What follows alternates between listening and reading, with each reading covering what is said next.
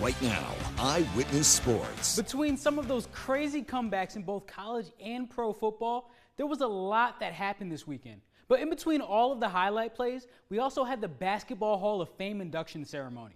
This year's inductees included legends like Sue Bird, Dwight Howard, the legendary 2008 U.S. Men's Olympic team, and of course, Syracuse and NBA legend Carmelo Anthony.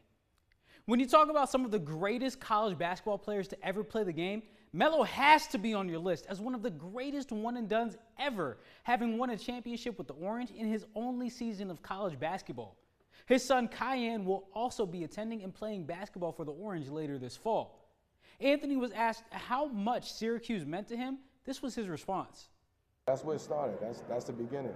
That's where they opened the Carrier Dome up to me. They gave me the ball and they told me to go.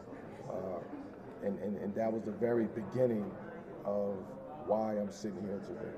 Man, I mean, aside from winning the championship, again, I really had a good time at that commencement speech because that was a different group of people to go out there and speak in front of and try to inspire and motivate and congratulate, too, for going through hell for 4 years in the sense in college.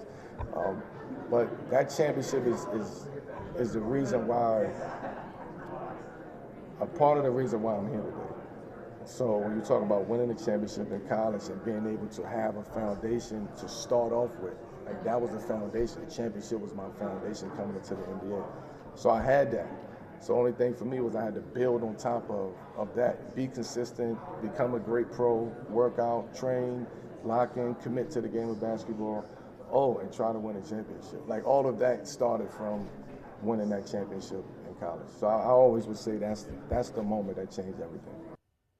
And in case you're wondering about the future Syracuse football schedule, on Monday the ACC announced that Syracuse's September 20th game at Clemson will have a noon kickoff time and will be broadcast on either ABC or ESPN. The Orange's trip to South Carolina will be their conference opener and technically their first real road game of the season. Before we get there, though, the Orange will face the Colgate Raiders this Friday night in a battle of Central New York, but we'll get to that one a little bit later in the week. The New York Jets also played an exciting game on Sunday afternoon to open the season. Despite some questions throughout the offseason about how the offense would perform, they scored 32 points against the Steelers' defense in Aaron Glenn's debut as the Jets' head coach. Even though they lost to the Steelers in the end, Justin Fields completed 16 of 22 passes for 218 yards and 1 touchdown, and he rushed for another 2 touchdowns. Breece Hall also rushed for 107 yards, and as a team, they rushed for 182 yards. Aaron Rodgers also looked rejuvenated, completing 22 of 30 passes for 244 yards and 4 touchdowns. The Jets' next test will be at home against the Bills on Sunday afternoon. And the New York Giants' offense struggled on Sunday afternoon against the Washington Commanders. The offense only could put up 6 points against the Commanders, and the offensive line looked really outmatched. Although Coach Brian Daboll was non-committal to starting quarterback Russell Wilson, after the game, yesterday the Giants did announce that he would be the starter when they play the Cowboys this week.